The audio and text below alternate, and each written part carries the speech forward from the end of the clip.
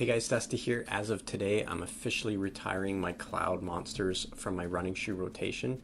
They have a little over 300 miles on them, and I thought now would be a good chance to give my full review. So in 2022, these shoes, along with the Asics Nova Blast 2, were some of my favorite shoes for training in general, but especially when it came time for the long run.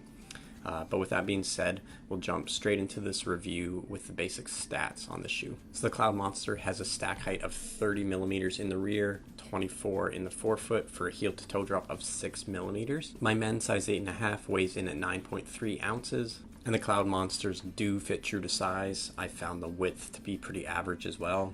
One thing I will mention about the fit though is that it's a pretty deep or high volume fitting shoe. So this won't mean anything to a lot of us, but for those of you that know you have a high volume foot and shallow fitting shoes won't work for you, you don't have to worry about that in the Cloudmonster.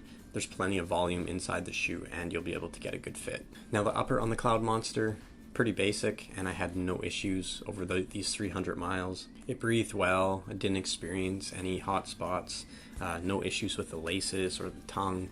Overall, solid upper, and it gave a decent lockdown. Now we'll move along to the midsole on the shoe, and that's what made this shoe so special.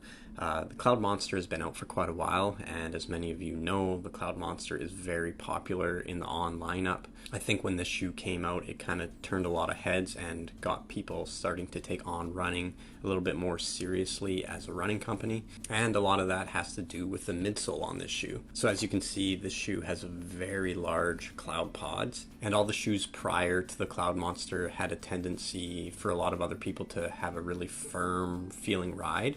Now the Cloudmonster with those really large cloud pods has a much softer feeling ride.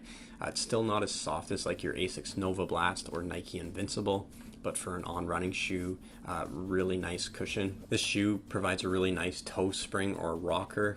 And one thing I will mention about this midsole, at least for me in my case, I started to find it felt a little bit dead at kind of that 200 to 250 mile mark. You can see here after 300 miles how easily I can compress the midsole, and honestly I wouldn't expect a midsole to look and feel brand new after 300 miles, but the midsole in my case has really lost a lot of its rebound or energy return. So durability might not be the highest for this midsole, but overall the ride was fun, enjoyable, cushioned.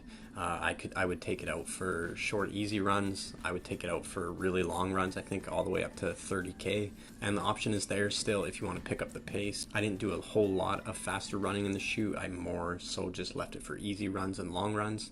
But you could definitely cross over into the tempo realm with this shoe if you wanted to. Alright, and then we move along to the outsole on this shoe.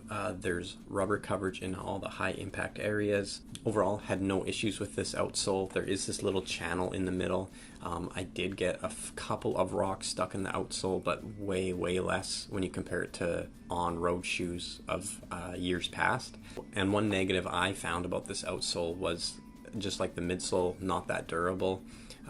As you can see here, I'm definitely a heel striker, and I've worn the rubber down on the heel right through to the midsole foam. Now if we talk price, the Cloudmonster retails for 200 Canadian or 170 US. And that again is more or less on par to other brands, high cushion shoes. I will say for me at least, the durability of the shoe is maybe slightly disappointing when you consider they cost 200 Canadian.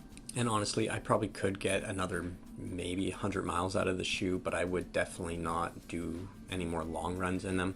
I probably would just keep them kind of that 10K mark and under. But overall, it was an awesome shoe to run in. Definitely my favorite On running shoe that they've came out with. And I think the Cloudmonster can really hold its own against other shoes. Like I already mentioned, the Asics Nova Blast and the Nike Invincible. So I think if you're in the market for a good long run shoe, you like maybe slightly more firm cushioning. The shoe has a nice toe spring to help roll you along. Comfy upper. I think the shoe looks cool. Just remember though that you might not get as much life out of the shoe as some of the other options out there. So anyways, that's my full review on the Cloudmonster. It was an awesome shoe. The only negative thing I would say about the shoe is maybe the durability isn't as good as some of the other options out there. And if there's anything I left out or you have any questions, just leave your comment down below and I'll get back to you. And like always, thanks for watching and make sure to subscribe for more everything running, and I'll see you in the next video.